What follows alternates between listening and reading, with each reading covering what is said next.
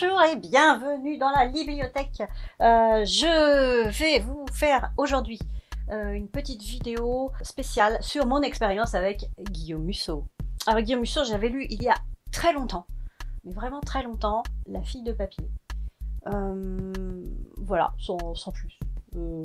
Puis j'en avais pas lu d'autres depuis, et quand même, je suis libraire. Guillaume Musso, c'est l'auteur français numéro 1. Je me suis dit, faut peut-être que j'en lise un petit peu d'autres quand même, voilà. Alors, je me suis dit que j'allais lire son tout premier roman. C'est un roman qui est à la base sorti, je crois, chez Anne Carrière en 2001, qui est ressorti l'année dernière, ou il y a 2 ans, donc chez Calman Levy, et qui vient de sortir au livre de poche, donc c'est Skidamarink. Le livre devait s'appeler Puzzle, je crois, au départ. Et de lire aussi, ensuite, toujours chez Calman Levy, L'inconnu de la scène.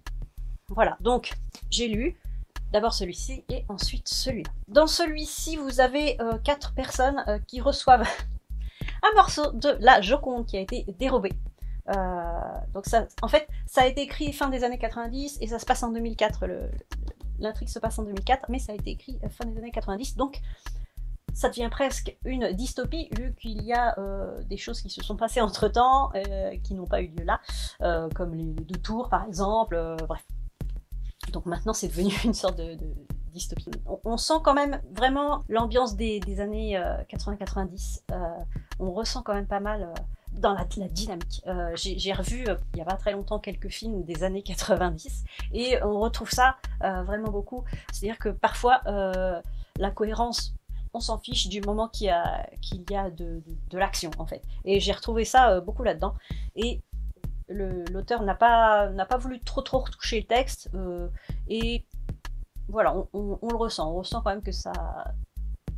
Je vais pas dire que ça a mal vieilli, mais que ça date de ces années-là. Voilà. C'est donc ces 4 personnes reçoivent un morceau de la Joconde et un petit mot qui leur donne rendez-vous en Italie. Donc il y a une des personnes qui est déjà en Italie, 2 autres sont aux États-Unis. Enfin, il y en a une qui est aux États-Unis, l'autre on sait pas trop. Peut-être aux États-Unis, peut-être en Irlande, bref. Et un autre qui est aussi américain, mais qui habite en Bretagne. Ça sera notre personnage principal, on va dire. Et ces 4 personnes ne se posent pas tant de questions que ça, et elles vont toutes en Italie. Tout de suite, elles s'entendent super bien. Enfin non, elles s'entendent pas toutes super bien, mais elles s'entendent. Elles se connaissaient pas avant, et voilà, elles mangent ensemble et tout. Il y en a 2 qui décident de partir, mais il se passe quelque chose qui les fait revenir. Voilà, et ça ne s'arrête jamais, c'est non-stop, il y a toujours de l'action. Et parfois, effectivement, la cohérence de la psychologie des personnages, je me dis jamais, je n'aurais fait ça, jamais. Mais c'est pas grave, c'est dynamique. C'est, voilà, les personnages ne s'arrêtent pas. On est fatigué pour eux. Et ils mangent et ils picolent quand même. Il y a beaucoup. On s'ennuie pas, mais parfois on se dit non, mais ça ne se passerait pas comme ça en vrai. Autre chose, ça a été écrit donc avant le Da Vinci Code, enfin avant que le Da Vinci Code paraisse. Apparemment ça a été comparé au Da Vinci Code, mais pas tellement en fait, à part la Joconde, je vois pas trop le rapport. Par contre ça m'a fait penser un petit peu à Gattaca, Bienvenue à Gattaca, parce qu'il parle aussi beaucoup des risques de la manipulation génétique, de l'eugénisme, etc. Il en est beaucoup question. Il est question en fait aussi des dangers on va dire du capitalisme à outrance, de la surconsommation, de l'individualisme, de choses comme ça.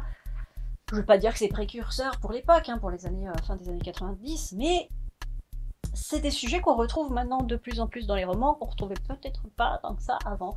Et c'est un bon point aussi pour ce livre-là, parce que Guillaume Musso à l'époque, donc il avait même pas 30 ans, avait déjà conscience de tous ces problèmes que peuvent engendrer la science sans conscience, la surconsommation, etc. Alors je m'aperçois que, en fait, je vous ai pas trop raconté l'histoire de Skidamarink. Qu'est-ce qui arrive à ces 4 personnages qui reçoivent chacun un quart de la Joconde? Eh bien, tous les 4, une fois qu'ils sont réunis, ils ont une sorte d'énigme à résoudre dans un temps imparti. Sinon, eh bien, une personnalité très riche, très influente, qu'on peut comparer en fait à Bill Gates, je pense, mourra, voilà, parce que la personne a été kidnappée Et si ces 4 personnages n'arrivent pas à savoir où cette personne est, eh bien elle mourra. Voilà. Donc ça c'est une première épreuve, parce qu'ensuite il y en a d'autres à chaque fois, et ces personnages sont un petit peu, on va dire, suivis, espionnés, et ils peuvent pas vraiment se cacher, parce qu'à chaque fois la personne derrière la Joconde, entre guillemets, ils l'appellent Mona Lisa, la personne en question, ou le groupe de personnes, hein, parce qu'on ne sait pas qui c'est. Donc leur pose des énigmes comme ça, avec des ultimatums assez spécifiques et des conclusions assez dangereuses, on va dire. Voilà, donc à chaque fois, donc soit en Italie, qu'ils soient en Irlande, etc., ou aux États-Unis, ils ont ce genre de problème. Et c'est très cinématographique en fait, parce que voilà, comme je disais, il n'y a pas de temps mort, et un peu comme dans un film. Là, c'est action, quoi, c'est que de l'action. Voilà. C'est un thriller d'action, mais avec une résonance quand même, je vais dire, pas philosophique, mais éthique. Voilà, une résonance éthique. Et ensuite, je me suis dit, je vais lire le dernier, en date, L'inconnu de la Seine, où une jeune femme est repêchée en train de se noyer dans la Seine. Elle ne parle pas, on ne sait pas trop qui c'est, enfin elle parle un petit peu mais allemand. À côté de ça, il y a une femme flic qui est un peu mise au placard, et on la met au banc, c'est-à-dire c'est une sorte de section spécialisée pour les affaires bizarres, on va dire les X-Files, vous voyez. Et il se trouve qu'elle reçoit un mail, je crois que c'est un mail, qui lui donne ce sur quoi était la personne qui s'occupait précédemment du secteur, de la section, et qui est tombée dans les escaliers et qui est dans le coma. Voilà, et elle va reprendre l'enquête un petit peu comme ça sur les chapeaux de roue. Et comme le précédent, ça n'arrête pas, c'est pareil, ça part dans tous les sens, c'est très très très dynamique. Cette femme flic, elle s'appelle Roxane, elle va donc enquêter, très vite elle découvre qui est peut-être cette femme, cette inconnue de la Seine. Il s'avère que c'est peut-être pas cette femme-là non plus. Il y a un lien avec le fils de l'enquêteur précédent. Il y a des flashbacks, on s'aperçoit que le fils de l'enquêteur précédent a des visions. Il voit sa sœur qui est morte quand elle était toute petite, et sa sœur l'accompagne tout le temps. Voilà, tout est lié. Voilà, tout est lié là-dedans. Alors par contre, la fin, c'est pas que j'ai pas compris, mais je suis restée sur ma faim, justement. Je me demande s'il n'y a pas moyen que Guillaume Musso fasse, entre guillemets, une suite. Parce que c'est trop abrupt la fin, en fait, et il n'y a pas de conclusion. J'ai pas trouvé de conclusion qui m'a satisfaite. Donc ça serait mieux qu'il y ait une suite, je pense. Voilà. Je vais pas vous dire la fin, bien sûr. Et donc l'histoire de l'inconnu de la Seine, je ne voulais pas trop raconter non plus. Il se trouve que l'inconnu de la Seine est censée être une pianiste très renommée, qui est la petite amie du fils du flic qui avait l'affaire en question et qui est dans le coma, le père. Sauf que cette pianiste reconnue est décédée quelques mois plus tôt dans un crash d'avion, donc c'est pas possible que ce soit elle. Ou alors est-ce que c'est vraiment elle? Est-ce qu'il y a eu bidouille? Voilà, donc Roxane va tenter d'en savoir plus sur cette femme mystérieuse qui au départ n'avait pas d'identité, qui a contacté le père de son petit ami, qui est tombé dans le coma entre temps. Et cette jeune femme donc mystérieuse s'est enfuie, donc il va falloir la retrouver, va falloir savoir qui c'est réellement, et est-ce qu'elle est vraiment morte dans un crash d'avion? Voilà, en gros c'est ça l'enquête, c'est retrouver la jeune femme, savoir qui elle est vraiment, quel est le lien entre le père, le flic, le fils qui est écrivain, et cette jeune femme qui est censée être morte ou pas. Voilà, et en gros c'est ça.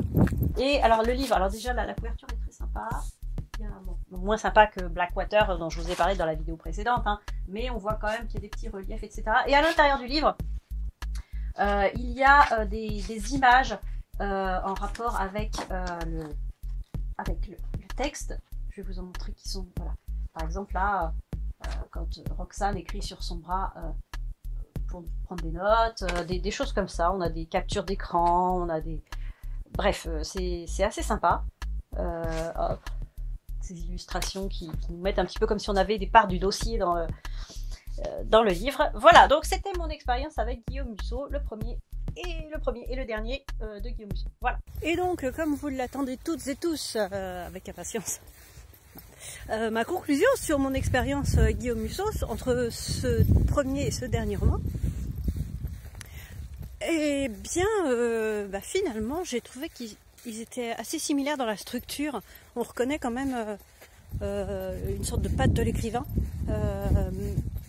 mais ça reste toujours, oui, comme je dis, assez similaire dans la façon de présenter les personnages, de présenter l'action, et il n'y a que la fin en fait que j'ai trouvé peut-être plus réfléchie dans le tout premier, dans Skinamarink.